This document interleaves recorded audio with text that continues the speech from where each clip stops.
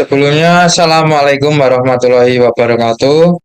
Di sini kami akan mempresentasikan hasil diskusi kami tentang temuan kasus di lingkungan sekolah dasar. Kasus yang pertama adalah kasus yang memicu terjadinya ketidakamanan, kenyamanan, dan kekerasan.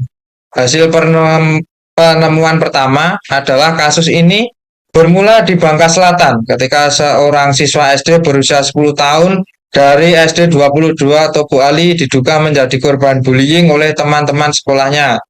Beberapa siswa lain diduga melakukan tindakan kekerasan yang membuat korban mengalami tekanan fisik maupun emosional.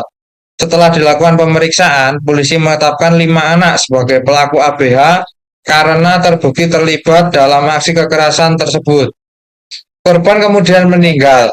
Namun hasil autopsi menunjukkan bahwa penyebab utamanya adalah infeksi usus buntu berat, bukan akibat langsung dari kekerasan. Meskipun begitu, tindakan bullying yang dilakukan para pelaku tetap diproses sesuai hukum perlindungan anak. Hal yang perlu ditingkatkan atau diperbaiki adalah yang pertama, memperketat pengawasan guru di lingkungan sekolah untuk mencegah kekerasan antar siswa. Dua, menguatkan pendidikan karakter dan sosialisasi anti-bullying sejak dini. Tiga, melatih guru untuk cepat mendeteksi dan merespon tanda-tanda perundungan. Empat, menyediakan mekanisme pelaporan yang mudah, aman, dan ramah anak. 5. Mengoptimalkan koordinasi sekolah orang tua dalam memantau perubahan perilaku siswa. 6. Menangani setiap dugaan kekerasan secara cepat dan sesuai prosedur perlindungan anak. 7. Memberikan pendampingan psikologis bagi korban maupun pelaku agar pemulihan dan pembinaan berjalan efektif. Baik, kasus kedua yang memicu terjadinya ketidakamanan, kenyamanan, dan kekerasan yaitu terdapat anak SD di Cikupa itu mengalami bullying yang berlangsung terus-menerus dari teman-teman sekolahnya. Ia sering diejek dan dihina, terutama terkait hal-hal yang membuatnya merasa rendah diri. Selain ejekan, ia juga mendapat perlakuan kasar, seperti ditarik, didorong, atau diperlakukan tidak sopan oleh teman-temannya. Bullying itu tidak hanya terjadi sekali, tetapi berulang sampai membuat korban merasa takut, malu, dan tidak nyaman berada di sekolah. Perundungan yang terus terjadi membuatnya berubah menjadi murung, lebih diam, serta menunjukkan tanda-tanda tertekan. Namun, kondisi ini tidak segera disadari oleh guru maupun pihak sekolah. Pada akhirnya, anak tersebut nekat mengakhiri hidupnya karena tidak kuat menahan tekanan. Lalu, hal yang perlu ditingkatkan atau diperbaiki yaitu, pertama, memperketat pengawasan dan deteksi dini terhadap tanda-tanda bully. Yang kedua, menjalankan program anti-bullying yang konsisten dan terintegrasi. Yang ketiga, menyediakan jalur pelaporan yang aman dan rahasia bagi siswa. Yang keempat, memperkuat pemantauan kondisi emosional siswa oleh guru dan BK.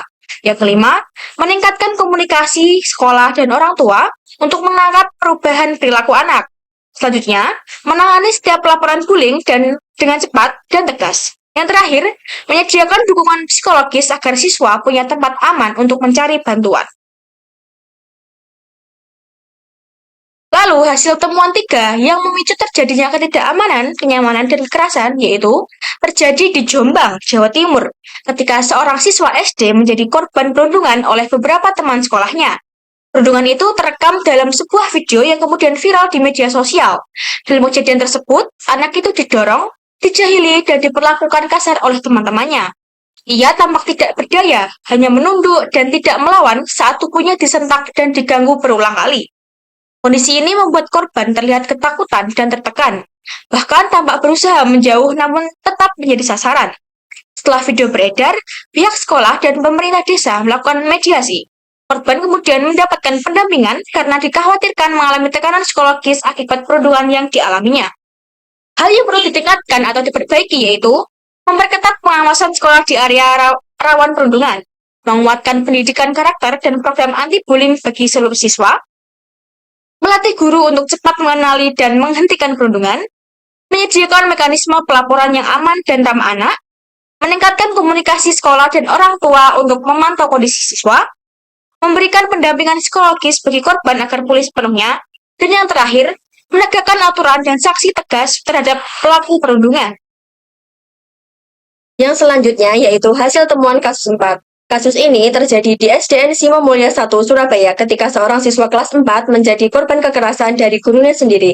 Kejadian ini bermula saat guru merasa murid tersebut salah mengerjakan tugas, lalu memberikan hukuman dengan mencubit lengan anak berkali-kali hingga meninggalkan memar. Tidak hanya itu, guru juga menampar pipi anak tersebut sebanyak 2 kali dalam seminggu, membuat korban kaget, malu, dan ketakutan di depan teman-temannya.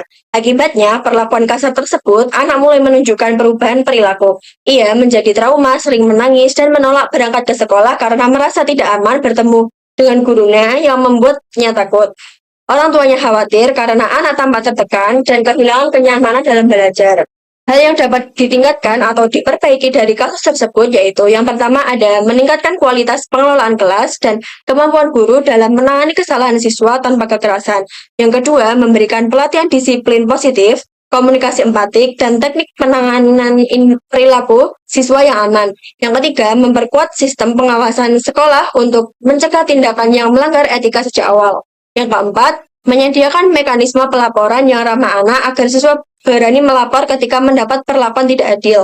Yang kelima, membangun kembali lingkungan belajar yang aman, suportif, dan membuat siswa merasa nyaman datang ke sekolah. Kemudian, hasil temuan 5 yaitu seorang guru SD di Kutai Timur berinisial NS 34 tahun diduga melakukan pencabulan dan persetubuhan terhadap murid perempuan berusia 11 tahun kelas 5 SD mulai sekitar Juli 2023 hingga September 2024. Modusnya, guru tersebut memanfaatkan ruangan sekolah ketika sepi, misalnya setelah kegiatan ekskul, memberi handphone kepada korban dan mengajak komunikasi yang bersifat seksual. Tersangka kemudian ditetapkan sebagai tersangka oleh Polres Kutai Timur berdasarkan pelaporan orang tua, visum, barang bukti, handphone, dan pakaian korban. Hal yang perlu ditingkatkan atau diperbaiki dari kasus tersebut yaitu yang pertama, meningkatkan pengawasan dan keamanan di lingkungan sekolah, terutama pada area yang rawan saat kondisi sepi. Yang kedua, memperketat aturan interaksi antara guru dan murid agar batas profesional tetap terjaga. Yang ketiga, memberikan edukasi perlindungan diri terhadap siswa, termasuk cara mengenali dan melapor tindakan tidak pantas. Yang keempat, menguatkan sistem pelaporan yang cepat, aman, dan mudah diakses oleh siswa maupun orang tua. Yang kelima, menyediakan pendampingan psikologis untuk korban agar proses pemulihan berjalan optimal. Yang selanjutnya ada hasil diskusi dari kasus kekerasan. Yang pertama, apa saja kasus kekerasan yang pernah muncul di sekolah? 1. Kekerasan fisik, seperti pada hasil temuan 1, yaitu kasus yang terjadi di Bangka Selatan. Yang kedua ada kekerasan verbal, seperti hasil temuan 2, yaitu kasus yang terjadi di SD Cikupa. Yang ketiga ada kekerasan psikologis atau emosional, seperti yang ada di hasil temuan 3, yaitu kasus yang terjadi di Jombang, Jawa Timur. Yang keempat ada kekerasan dari guru terhadap siswa, seperti pada hasil temuan 4, yaitu kasus yang terjadi di SDN Simon Mulya 1, Surabaya. Yang kelima ada kekerasan seksual yang ada pada hasil temuan 5, yaitu kasus yang terjadi di SD Kutai Timur. Nah, yang kedua, apa saja upaya atau langkah-langkah yang dilakukan sampai kasus tersebut selesai? Jadi, langkah penanganan kekerasan atau bullying yang bisa diterapkan di berbagai kasus antara lain A. Pelaporan dan klarifikasi. Semua kasus, baik bullying antara teman, Bangka Selatan, Cikupa, Jombang, maupun kekerasan atau pelecehan oleh guru seperti yang ada di Surabaya, Kutai Timur, diawali dengan pelaporan dari korban atau orang tua ke guru, kepala sekolah, atau pihak berwenang.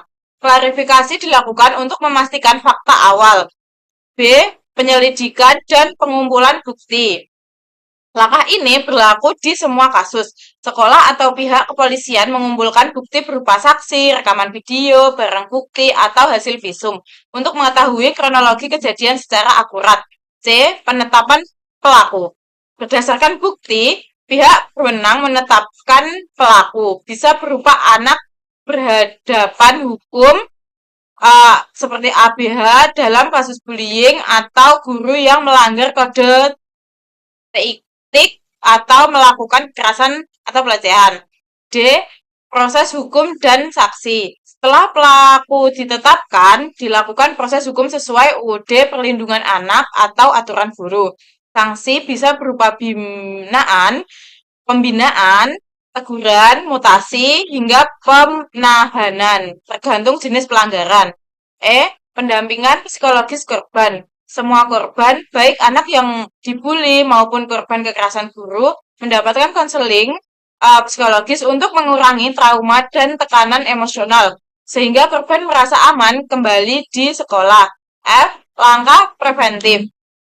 Sekolah menerapkan pencegahan agar kasus tidak terulang. Misalnya, edukasi anti-bullying, pengawasan guru, kebijakan sekolah yang jelas, dan sosialisasi tentang hak-hak siswa. Selanjutnya, hasil diskusi dari kasus kekerasan. Nomor 3, apakah langkah tersebut telah memastikan korban mendapat keadilan seperti pemulihan? Secara prinsip, langkah-langkah seperti pelaporan, penyelidikan, penetapan pelaku, proses hukum, pendampingan psikologis, dan upaya pencegahan memang dirancang untuk menjamin korban mendapatkan keadilan serta pemulihan yang layak. Namun, keberhasilan langkah-langkah tersebut juga bergantung pada bagaimana pelaksanaannya di lapangan atau di sekolah. Artinya, jika penyelidikan dilakukan tuntas, bukti dikumpulkan secara objektif, dan pelaku diproses tanpa ada berpihakan, maka keadilan bagi korban lebih mungkin tercapai. Selanjutnya, jika konseling psikologis dilakukan oleh tenaga profesional, lingkungan sekolah mendukung, dan korban diberi rasa aman, maka pemulihan emosional korban dapat berjalan optimal. Selanjutnya, apabila sekolah menutup-nutupi kejadian, proses hukum lambat atau korban tidak didampingi secara psikologis, maka keadilan dan pemulihan tidak akan terpenuhi meskipun prosedur di atas sudah ada. Selanjutnya yaitu kesimpulan. Berdasarkan rangkaian kasus yang ditemukan, terlihat bahwa kekerasan di sekolah masih terjadi dalam berbagai bentuk mulai dari kekerasan fisik, verbal, emosional, kekerasan oleh guru, hingga kekerasan seksual. Kasus-kasus seperti di Bangka Selatan, Cikupa, Jombang, Surabaya, dan Kutai Timur memperlihatkan bahwa baik teman sebaya maupun tenaga pendidik dapat menjadi pelaku ketika pengawasan sekolah lemah dan sistem perlindungan anak tidak berjalan optimal. Dampaknya sangat serius, mulai dari tekanan psikologis, perubahan perilaku, trauma mendalam, hingga ada yang berujung pada hilangnya nyawa anak. Langkah penanganan yang diberlakukan seperti pelaporan, penyelidikan, penetapan pelaku, proses hukum, pendampingan psikologis, serta upaya pencegahan secara prinsip sudah mengarah pada pemenuhan keadilan dan pemulihan. Namun, efektivitasnya sangat ditentukan oleh keseriusan sekolah dan pihak berwenang dalam menjalankan prosedur tersebut.